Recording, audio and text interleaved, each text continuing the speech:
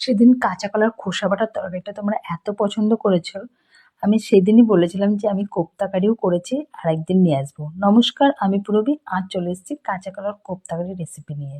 হ্যাঁ, কাঁচা কলা আলু আমি একসাথে সিদ্ধ করে নিয়েছিলাম এবং তার মধ্যে দিয়ে দিয়েছিলাম একটা ডিম, সঙ্গে লবণ, হলুদ, একটু শুকনো লঙ্কা গুঁড়ো দিয়ে ভালো করে মাখিয়ে নিয়ে আমি ছোট ছোট করে বড়া তৈরি করে নিয়েছিলাম। কেউ চাইলে এটা তোমরা নিরামিষভাবেও করতে পারো, ডিম দেবে না, এবং রান্নার সময় পেঁয়াজ রসুন না দিয়েও করা যায়। আমি কিন্তু নর্মালি এটাকে পেঁয়াজ রসুন বাটা দিয়েই করি, বেশ টেস্ট হয়। আর যেহেতু ডিমের ফ্লেভারটা আছে, রান্নাটা একটা আলাদাই মাত্রা নিয়ে আসে। অনেকেই এটা খায় বাড়িতে, কিন্তু যারা এখনও ট্রাই করনি তারা কিন্তু কাঁচা কলার রীতিমতো প্রেমে পড়ে যাবে।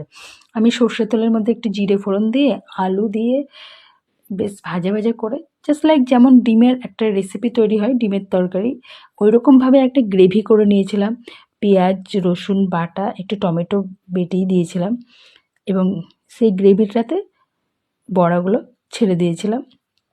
একটু ফুটলেই আমি নামিয়ে দিয়েছিলাম উপর দিয়ে ধনেপাতা দিয়ে। যারা যারা এখনও ট্রাই করনি করতে পারো। আমার কোনো কারণবশত সেদিন খাওয়া হয়েছিল না, কিন্তু যারা যারা খেয়েছিল তারা ভীষণ নাম করেছে। জিল প্রথমে খেতে চাইছিল না, কিন্তু পরে ওরও ভীষণ পছন্দ হয়েছে। ও আবার বলেছে মা কবে করবে। তোমরা কিন্তু অবশ্যই ট্রাই করো, কেমন হয়েছে অবশ্যই জানাবে।